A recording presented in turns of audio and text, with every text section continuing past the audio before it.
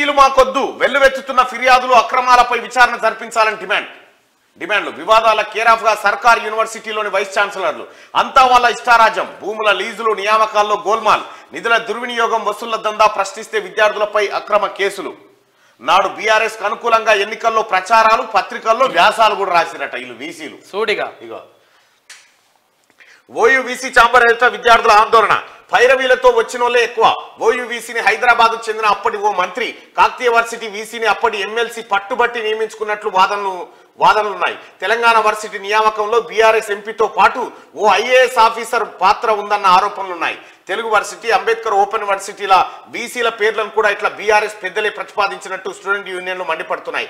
పాలమూరు వర్సిటీని వీసీని నాటి ఓ మంత్రి, శాతవాహన వర్సిటీ వీసీని అప్పటి ఓ ఎమ్మెల్యే, మాజీ ఎంపీ జేఎన్టీయూ వీసీని అప్పటి ఓ మంత్రి, ఎంజీ వర్సిటీ వీసీని ఓ ఎమ్మెల్యే పెట్టించారన్న ఆరోపణలు.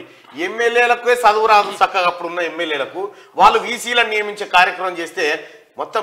వాస్తవానికి తెలంగాణ రాష్ట్రంలో కేసీఆర్ వచ్చిన తర్వాత, కేసీఆర్ ముఖ్యమంత్రి అయిన తర్వాత యూనివర్సిటీలన్నీ సర్వనాశనం అయిపోయి, యూనివర్సిటీలకు ముళ్ళ కంచెలేసి వాళ్ళకి ఎవడు బోనియకుండా, నిరసన చేయకుండా, కనీసం విద్యార్థుల గొంతును నొక్కే కార్యక్రమాలు తప్ప ఆయన చేసింది ఏమీ లేదు. వాటికి గ్రాంట్లు లేవు, వాటికి స్నాతకోత్సవాలు లేవు, విద్యార్థులకు స్కాలర్షిప్స్ లేవు. అసలు ఉస్మానియా యూనివర్సిటీ కలకల్లాడేదట్టు పోతే అదొక విశ్వవిద్యాలయము, అడిగి పోతే ఓ ఆనందం, ఓ కథ. విదేశీయులు వచ్చి చదువుకునేటువంటి విశ్వవిద్యాలయం. దాన్ని ఏం చేసిండు, ఇక్కడ ఇల్లు కట్టియాలి, ఇంత భూమి ఎందుకు, ఉస్మానియా యూనివర్సిటీ మొత్తం సర్వనాశనం చేసిండు విద్యా వ్యవస్థను. నిన్న ముఖ్యమంత్రి రేవంత్ రెడ్డి గారు ఏం చెప్పిండు, ప్రతి గ్రామంలో ప్రభుత్వ పాఠశాల ఉండాల్సిందే అని రేవంత్ రెడ్డి గారు చెప్పిండు. కేసీఆర్ గారు ఏం చెప్పిండు, ప్రతి గ్రామంలో వైన్స్ ఉండాలి అని చెప్పిండు గతంలో. ఆ వైన్స్ ఈ ఫలితాలను ఇచ్చింది తెలంగాణ రాష్ట్రంలో. ఇక ఈ వీసీలు అయితే, వీసీ అయితే మొత్తం ఆయన టీఆర్ఎస్ కార్యకర్త కంటే అధ్వానం. రాష్ట్రంలోని సర్కార్ యూనివర్సిటీల వైస్ ఛాన్సలర్లు వివాదాల కేరాఫ్ గా మారిపోయారు. వీరిలో చాలా మంది ఇష్టారాజ్యంగా వ్యవహరించడం, బీఆర్ఎస్ హయాంలో అప్పటి ప్రభుత్వ పెద్దలు ఏది చెప్తే అది చేయడమే పనిగా పెట్టుకున్నారు. వర్సిటీల్లోని భూముల లీజులు, స్టాఫ్ నియామకాలు, నిధుల ఖర్చుల్లో భారీగా అక్రమాలకు పాల్పడ్డట్టు ఆరోపణలున్నాయి. సమస్యలపై ఆందోళనకు దిగిన స్టూడెంట్లపై పోలీసులతో లాఠీచార్జ్ చేయించడం, అక్రమ కేసులు పెట్టించడం, నిర్బంధాలు అమలు చేయడం వంటి చర్యలకు పాల్పడ్డారు. ఇప్పుడు ప్రభుత్వం మారడంతో ఆ వీసీలపై ఫిర్యాదులు వెల్లువెత్తున్నాయి. వీసీల అక్రమాలపై విచారణ జరిపించాలని, వారిని పదవుల్లో నుంచి తొలగించాలని విద్యార్థి సంఘాలు పెద్ద ఎత్తున ఆందోళన చేస్తున్నాయి. ఇట్లా ఆరోపణలు ఎదుర్కొంటున్న వారిలో ఓయూ, కేయూతో పాటు పలు యూనివర్సిటీల వీసీలు ఉన్నట. తక్షణమే వీళ్ళ నియామకాలు రద్దు చేసి కొత్త వారిని తీసుకురాలి, అనుభవజ్ఞులు అక్కెరకొచ్చులను తీసుకురాలి. అవుటా president Osmania university teachers association మాట్లాడు.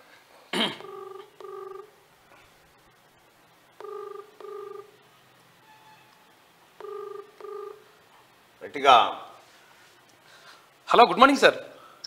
Hello, good morning sir. మీరు లైవ్ లో ఉన్నారు కీనూస్ లో. తిన్వన్ మళ్ళీ మాట్లాడతా ఒకసారి మాట్లాడండి సార్.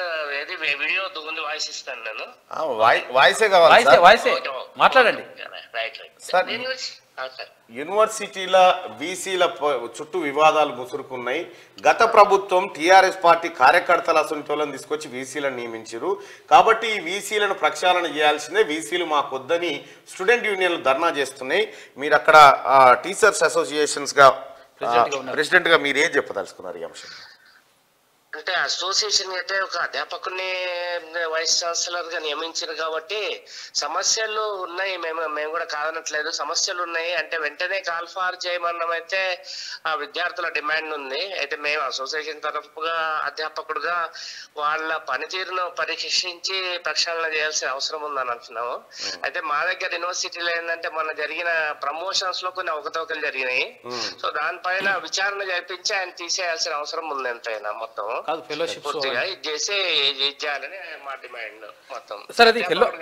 సార్, తెలంగాణ రాష్ట్రం ఏర్పడిన తర్వాత ఫెలోషిప్స్ అంటే ఇప్పుడు అక్కడ రాష్ట్ర ప్రభుత్వం ఇచ్చేటువంటి ఫెలోషిప్స్ ఎవరికైనా ఇచ్చిండ్రా? ఇప్పటికైతే వచ్చినట్టు దాఖలాలు అయితే లేవు సార్. వాళ్ళు ఉన్నాయని అంటున్నారు కానీ ఇప్పటిదాకా ఒక్కరికైనా ఇచ్చిండ్రా? ఎందుకంటే గత ప్రభుత్వంలో అంటే ఇప్పుడు ఉమ్మడి రాష్ట్రంలో కనీసం మినిమం ఒక 10,000 రూపాయలు పరిశోధకులకు అంటే పిహెచ్డి స్కాలర్స్కి ఇచ్చేది. ఈ ప్రభుత్వం ₹1 ఇచ్చిందా ఒక్కరికన్నా? లేదు. అంటే ఇప్పటిదాకా అయితే ఉన్నట్టయితే దాఖలాలు లేవు. కాకపోతే వాళ్ళు ఒకరిద్దరికి ఇచ్చినట్టుగా మధ్య ఒకటి చూపించారు సార్. వాళ్ళు ఈ విషయం చూపించడం లేదు. నేను కూడా స్కాలర్ని తర్వాత ఇంకొకటి ఏంటంటే ఇప్పుడు అసలు యాక్చువల్ గా అంటే యూనివర్సిటీకి సంబంధించినటువంటి భూములు లీజుకి ఇవ్వడం, తర్వాత దాంట్లో అంత అవకతవకలు జరిగినట్టుగా మీరు గతంలో మీరు కూడా ఆరోపణలు చేసిండ్రు, వాస్తవమేనా? దానికి సంబంధించి చెప్పండి. అదే ఇప్పుడు భూములు యూనివర్సిటీ చుట్టూ ఉన్న భూములను మాత్రం ఆయన ఇది గత ప్రభుత్వానికి దారాదత్తం చేయడానికి ప్రయత్నాలు అయితే చేసారు మన సారు. అయితే ఇప్పుడు ఏంటంటే మన ఇక్కడ ఇది యూనివర్సిటీ పక్కకు ఉన్న ల్యాండ్ ను చాలా కాలంగా ఆయన ద్వారా ఏంటంటే ధర్నాలు చేయించడము, ధర్నా చేయించాక ఆ ల్యాండ్ ను వాళ్ళకి ఇచ్చేస్తామని చెప్పడము, చాలా ప్లేసెస్ లో అంటే ఏంటంటే ప్రభుత్వము తీసేసుకుంటుంది అని ఒక ఇది ఉండే అన్నట్టు. ఈ ఎలక్షన్స్ కు ముందు అంటే ఇప్పుడు ప్రభుత్వము ఈ స్థలాలను తీసేసుకుంటది, ఒక టాక్ ఏముండే అంటే రోడ్డు ఆ ఫ్లైఓవర్ అవుతుంది మొత్తం ప్రభుత్వం తీసేసుకుంటది అనే ఒక ఇది ఉంది అన్నట్టు. సార్ ఒక మాట చెప్పండి సార్, ప్రస్తుతం ఉన్నటువంటి ఉస్మానియా యూనివర్సిటీ వీసీ ఆ పదవికి అర్హుడని మీరు భావిస్తున్నారు? రవీంద్ర యాదవ్ అర్హుడు అయితే కాదు సార్, అంటే డౌట్ ఏం లేదు. Thank you so much sir. Thank you sir. అది ఒరిజినల్ విషయం. ప్రస్తుతం ఉన్నటువంటి యూనివర్సిటీ వీసీలు ఎవరు కూడా అర్హత కలిగినటువంటి వాళ్ళు కాదు. వాళ్ళని టీఆర్ఎస్ కార్యకర్తలాగా ట్రీట్ చేసి వాళ్ళని పెట్టిరు అక్కడ.